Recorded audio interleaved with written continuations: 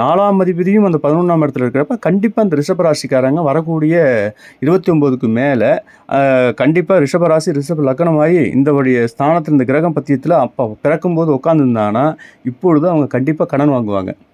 கண்டிப்பா கடன் வாங்கியே தீரணும். வாங்கி தொழில் ஆரம்பிப்பாங்க. இல்லைன்னா வீடு கட்டக்கூடிய யோகம் இருக்கும். காரணம் கேட்டா 4ஆம் இடம்ங்கிறது நம்மளுடைய பேங்கு, வீடு, வண்டி, வாகனம், பெ சொத்து வாங்குறது, இப்படி எல்லாமே பார்த்தீங்கன்னா, அந்த 4ஆம் இடத்துல தான் வரும். அந்த 4ஆம் அதிபதி 11ஆம் இடத்துல இருந்தா ரொம்ப பெருசுபடுத்திரும். அந்த இடத்தையே ரொம்ப பெருசுபடுத்திரும்.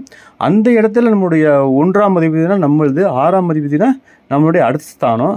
அவங்க வந்து 11ஆம் இடத்துல உட்காந்துட்டாங்கன்னா, கடனை வந்து பெருசா வாங்குவாங்க. கடனை வந்து சின்னதா வாங்க மாட்டாங்க. அதாவது ஒரு ரூ. 2,00,000 போய் வாங்கிட்டோம்னா, அப்படிலாம் முடியாது. அங்க பார்த்தீங்கன்னா 11,00,000 மாறும். சரிங்க ஒரு ரூ. 5,00,000 வாங்கிடலாமாங்க? அதெல்லாம் முடியாது. ரூ. 14,00,000 மாறும். சரிங்க ரூ. 14,00,000 வாங்கிக்கலாம் சின்னது வாங்கலாம்னா, அதெல்லாம் முடியாது. அது பார்த்தீங்கன்னா ரூ. 23,00,000 மாறும். அப்போ ஒண்ணுக்கு ஒண்ணோடு பெருசு பெருசா வாங்கக்கூடிய இடம் தான் 11ஆம் இடம். இந்த இடத்துல அவங்க வாங்கி வீடு, வாசல் இல்ல தொழிலு வேற ஆரம்பிக்கிறதுக்கு எல்லா விசியான யோகங்களை அது அங்க ஏற்படுத்தும்.